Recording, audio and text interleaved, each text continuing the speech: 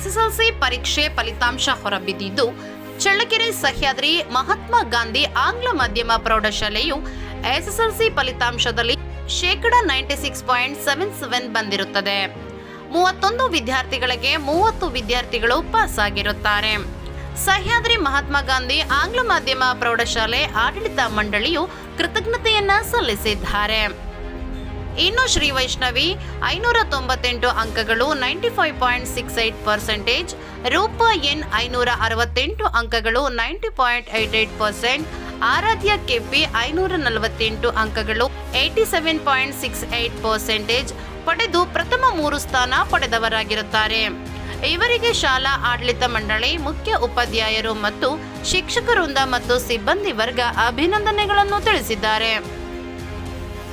ಮತ್ತಷ್ಟು ಸುದ್ದಿಗಳಿಗಾಗಿ city channel Challakere subscribe ಮಾಡಿ. ನಮ್ಮ ಚಳ್ಳಕೆರೆ ಟಿವಿಯನ್ನು ಪ್ರತಿದಿನ ಸಂಜೆ 8 ಗಂಟೆಗೆ ವೀಕ್ಷಿಸಿ.